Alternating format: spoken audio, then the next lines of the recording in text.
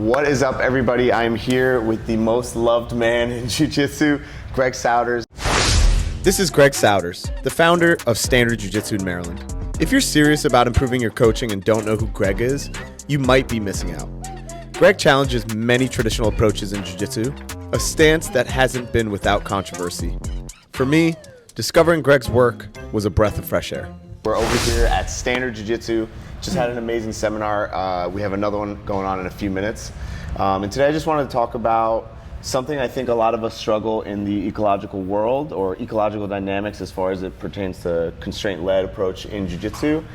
If we don't teach to techniques or specific movements, we kind of teach to what's called invariants, right?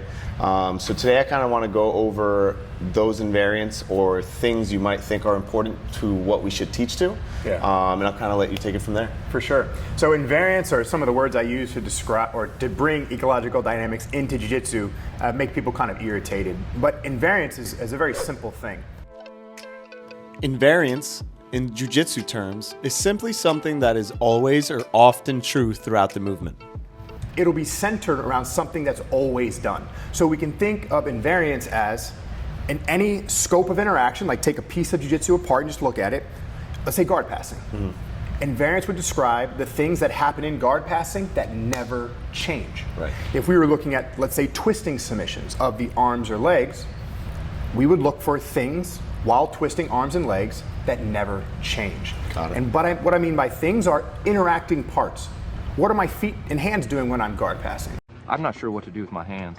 What are my feet and hands doing when I'm twisting arms? What are my parts of my body doing when I'm straightening arms? Right. And we search those spaces to find the things that never change. So why don't we run through some positions, and just you talking actually gave me ideas I didn't even think about. Sure. My mind was just around submissions to kind of give something tangible. Why don't you talk about the way you break up your submissions? I think you mentioned to me a moment ago. Yeah. I think that might be helpful too. Submissions can be categorized into three main types: arms, legs, and necks. Arms. Submissions involve either straightening the arm, for example, the armbar, or twisting the arm, for example, Kimura or Americana. Legs, similar to arms, can be straightened, for example, a knee bar, or twisted, for example, a heel hook or a toe hold. Necks, strangles, are either naked strangles, no arm involved, such as the rear naked choke or guillotine, or arm-in strangles. This includes the arm, like the darce, anaconda, or katagatame. Each category provides a variety of control and finish options. I think it's important to also mention spinal locks, which are a bit less talked about. So as I've talked to people about invariance, or I hear the conversation around it in the ecological discords and things like that, where people are trying to figure all this out, people seem to want a list. Yeah. Give me the list of invariants, Right. or invariables, as it irritates me when they say. Give me the list of invariants. And I was like, there is no list. Yeah. In my view, I have an idea of where they might be, and I have some language to describe that. So let's say we're attacking an arm.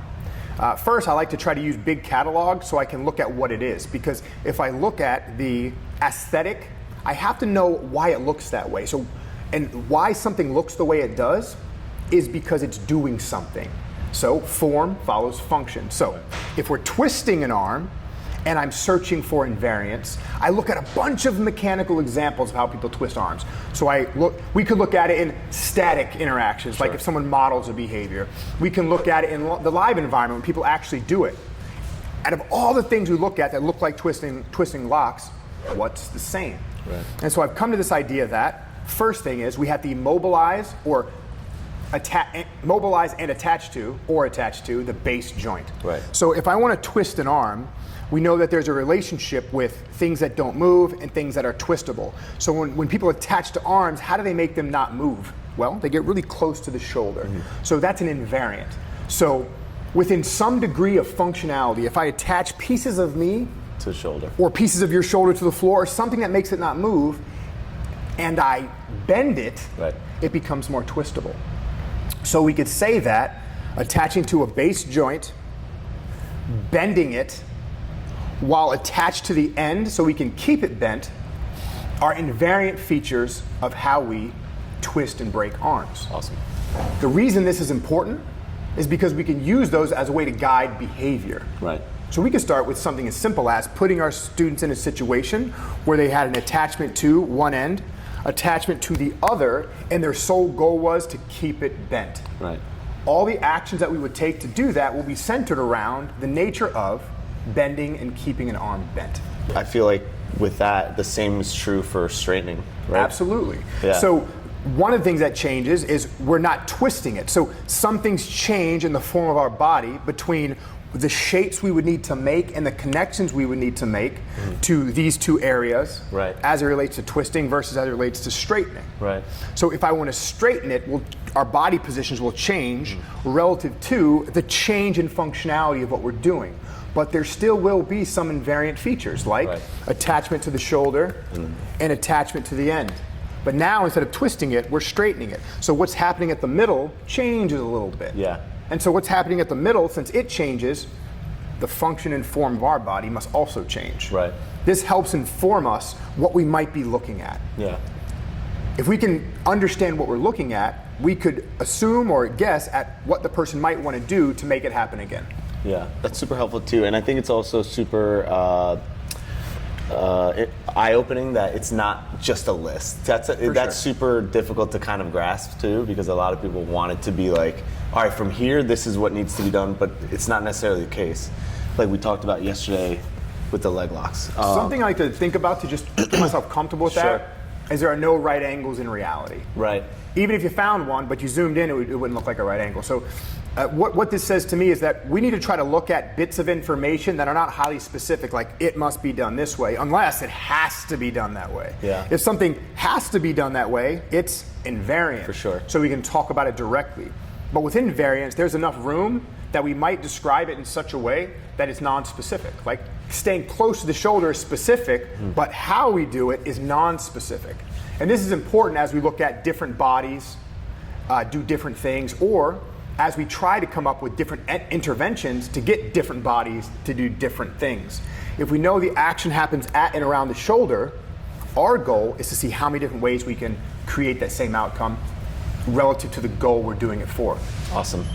It's also good to know we're not that far off. No, nobody's really far off. Yeah. You know what I mean? Yeah. I think the issue is validating. We don't see. It's not that we don't see what's going on. Yeah. It's that we use the description of it as an excuse for how to apply it, and that's the gap that I'm trying to bridge, or I'm trying to help other people get involved in bridging. Not just me. It's not just my job. It's all of our jobs to sort of fix this problem between analysis, the way we describe things and see things, and then what we might want to do about it. Yeah, it's also super encouraging that it doesn't need to be this like very specific binary, like right or wrong. Like it's kind of just what is happening along most of them. That's what I think I've taken away the most from this seminar is that sometimes I say things very definitively when it's more of a relationship. For sure. So as far as now we hit arms, let's talk about legs. I'm sure it's very similar, but at least so we can touch on it. Yeah. So if we look at limbs, they're sort of the same thing. Yeah. And then when I say same, people get funny. That's a leg. That's a leg, man. No, that's an arm. Yeah, clearly, buddy. But if you look at them, if you just were non-judgmental about what they were, you would see like they have similar bits. Like the hand, foot, and wrist kind of look like the same thing. The elbow and knee kind of look like the same thing. And the shoulder and hip kind of look like the same thing. They also seem to do similar things. They bend and they straighten. Okay, cool. So we know that when we twist arms, we bend them. So we could assume that to twist leg, we might want to bend. All right. We know that we straighten arms to hurt them. So maybe we can straighten legs and hurt them too. We know that we attach to shoulders to try to hold arms still. Well, maybe we should then attach to hips to hold the legs still. To straighten or twist it, we go to the ends. Okay, good. So you see the picture, right? Yeah, for sure. And so the invariants are within that. They're somewhere there. Yeah. What's the relationship between the way things look and the way things function as it relates to what we're trying to do with it? For sure. Super helpful. Now, this is one that kind of has been the most difficult for me because I find like the simple things as invariants for strangles as far as it relates to like with arm or without arm. So maybe you can correct me or add on to some things that you might think. Like with the head and arms, one of the things I would always say is obviously there needs to be something along the open side of the neck. Okay. And then their arm needs to be pushing into the other side of the neck. For sure. So those are two things I felt like always happen with the head and arm. Yeah. And then compression would be the last one I have. Is there anything you would add to that or maybe a thought you would add to that? Oh, so the concept behind strangulation in general is putting two things on either side. We have some knowledge about what happens at the neck, right? Just like we do about arms. If we put two things on either side, we block off the blood flow to the brain. We all know this, right? We all know this. And so what that tells us is that to strangle something, we need to put something on either side. So we can either use ourselves to be the thing that goes on either side to do the compression, or we can get your arm included. We can do that with our arms against you, or we can do it with our legs against you, right? Yeah. But whether it's with arms or with legs, whether it's just you or you included, your arm included, we're doing it to try to produce the same function. Right. Squeezing either side of the neck. No matter what conceptual word we use to describe this, like I like John Danaher's language, double closure, that helps us think about what we might want to do. I want to close both those things. How can I do that? So anyway, that's an invariant. Cool. Right? Yeah. And so again, we try to create training interventions or ways we can get our students to experience what it's like to create the conditions and create the effects of strangulation with our arm or with your arm included. Awesome. So maybe we can take it a little bit more specific with one of the ones I struggled with. Sure. Which was the idea of like a naked strangle, like a guillotine. Okay. Like a front naked strangle. Yeah. What would you say are, like if we were to use language to make sure they know what needs to be done, some of the things I always said, which might be wrong, but I always said there needs to be a high wrist. Yeah. Sure. Like you just said, double closure, both sides of the neck, and the head needs to stay covered. Yeah. Like, do you think that's enough to guide someone to the right outcomes? This is the problem with language, and this is what I struggle with too. My problem, I think, with language is I like to use emotive language that makes people angry.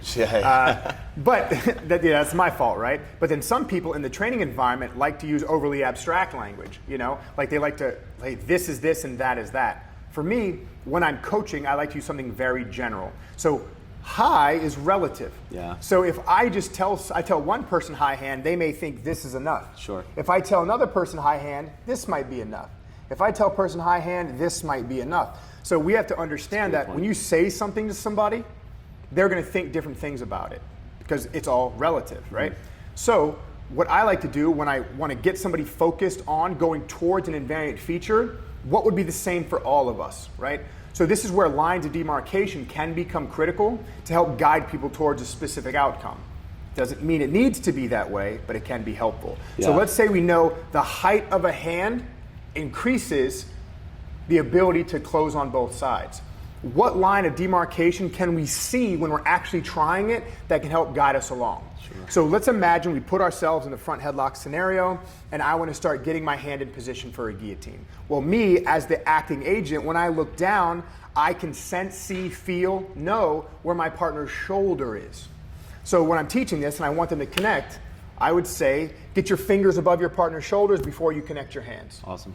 So whether it's necessary or not, it gets them moving towards what we would consider high enough to accomplish the task. Yeah. And we can accept any degree in between. So if a guy tries it, girl tries it, whatever, they get their hand in, like, I didn't go above the shoulders, but I still got it. Cool. Keep doing it your way until it fails, and then we can try something else. Yeah, no, that's super helpful. Yeah, and that's such a good point. I never really thought about that because every time I say hi anything or something like generic like that, I use a visual to kind of reinforce it. Right. But it's true, like the language itself wouldn't be enough to teach that. Okay, so just earlier, I just wanted to focus on the submissions because I felt that was something tangible. But you mentioned some invariants that I wasn't really thinking about, and I don't know if you'd be cool diving into maybe invariants that you think for passing, which I heard you just talk about. But now I'm just thinking, what would be some invariants for sweeping? For sure. Because I already have like some ideas, but I've actually never really used those terms necessarily. I kind of always put them in a position that'll lead to sweeps, that'll make more affordances to be swept, but not necessarily using language to reinforce that. So maybe we could start with passing, and then we can move towards sweeps. Sure. Well, I've talked about passing a lot. Let's just start with sweeping you're right. instead. Yeah, we have. All right, let's do the sweeping thing. So the way we define a sweep, or we look out in the Jitsu world and we see sweeping, we see someone under or in front of or lower relative to another player. Yeah. The lower player is trying to take the higher player and put them down to become the higher player. I know, this sounds unnecessarily wordy, but I'm just using it as a descriptor, right? We want this to happen. We want bottom player to become top player. Yeah. Okay, easy. Bottom player to become top player. So what's the first thing we would have to do to start that process? We have to connect. Okay. So and this is why in my framework I say the first skill is to make and maintain connection. Yep. No matter where we are, if I can't make and maintain connection, I can't move you, the object. Now, when we're making connection, we have to manage distance. So we can't just think about sweeping as a singular function because I have to connect to you and I have to keep you at a relative distance to me to functionally do the things I would need to create what we would call a sweep. So we have to connect to you, we have to keep you at a specific distance that allows me to manipulate where you are relative to me, and I have to destabilize you. I have to try to bring you off balance. Right? So depending on how we were trying to accomplish that, the invariance would be based on those things. So one invariant that we know to be true about making a body fall is not letting their feet move. If your feet get stuck in the ground and I can push and pull on you, it's highly likely that you will fall in either direction. So yeah, for sure. If I were creating a game and I wanted to use the invariant nature of holding feet still to make somebody fall over, I might do one of two things. I might start them at a semi-connected position where the goal was to get both feet, try to make your partner's butt or hands touch the mat, or I would start them with the thing itself, both feet, both hands on your partner, hold the ankles, don't let their feet move, try to make them fall. If they do, try to get up. Yeah. So we can see that connecting to a body, keeping it in front of you, not letting the body move, and then pushing and pulling to make it fall are the precursor conditions for me getting off the ground and putting you down. Awesome. Yeah, I think it's funny, like as far as creating, I shouldn't say it's easy, but as far as creating the games to make people sweep, I think I can wrap my head around it pretty well. And so I feel like you just said, those games are games I've designed quite often to make people sweep, but it's the language to reinforce it that I struggled with. For sure. And I think this is where the problem happens. So there's this level of discreteness that either exists or doesn't exist. So when we're talking about a submission, well, first let me define discrete because it's actually a deeper concept. If you use the word discrete to a mathematician, they know exactly what you mean. If you say it to an average person, they might not know. So, yeah, I have no idea what you mean. all right. For our sake, for talking about movement, discrete, we can think of it as simple as a state that has a very obvious beginning and a very obvious end. We know that in this scope, it is a thing. Yeah. So an arm lock, the position of breaking is discrete. I have all the connection points that looks like and define my ability to finish the arm lock. Not getting there, Sure. Not all the different types, just doing this. In discrete situations, invariants are easier to find because there are less things that a person can do relative to how a body moves to create that outcome. So that's why we connect to, straighten, twist an arm to break it. There's not much else we do with arms to break them. Yeah. But when we're talking about sweeping now, we back out, the discreteness starts to disappear and things become more serial or step-by-step in nature or more complex, continuous in nature once we add resistance. That's super interesting. So then we're talking about it, invariants change relative to any given alignment. Yeah, because it's not obvious to that specific thing. That's correct. That's cool. Connections will affect direction. Yeah. We say every connection, every structure, every movement has both a limit and a function. Yeah. That limit and function becomes more complex the more continuous the situation is. Cool. So just to clarify, when you say like it becomes a step-by-step, because I can already see people taking that out of context. I said it can be step-by-step until we add resistance. Right. Like meaning like get them to their hands first, then the second step, versus like. Right, and let's not think of steps. That's why I use the word condition. Hands on the mat is a condition. Got it. That has many effects. One hand, two hands, for 2 seconds, for 3 seconds, for 30 seconds. That's a condition. And so rather than it being a step where it will stay like this, Sure. it's a step in the fact that I have to create it and maintain it. Yeah. So it's a condition Yeah. that has to exist for long enough to create the intended outcome that I'm looking for. Awesome. It's so funny. Every time I talk to you, I feel like I'm like Yoda's in front of you. Stop. You don't say that. Don't Why say is that a thing? And people... No. Greg's not Yoda. He thinks he's Yoda. He wants to be Yoda. Don't worry, guys. I'm editing that out. You guys you're gonna hate me into Dagobah. I promise you.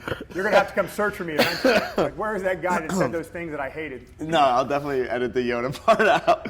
I'm just a Star Wars nerd, dude. So No, you put it in. I want it. Remember we talked about yesterday? Yeah. You asked me a question. You were like, as a coach, how do I avoid being wrong, feeling embarrassed, feeling silly? Don't. Right. Don't. That was super helpful. Be as authentic as you can be as wrong as you can be, take everything as it comes.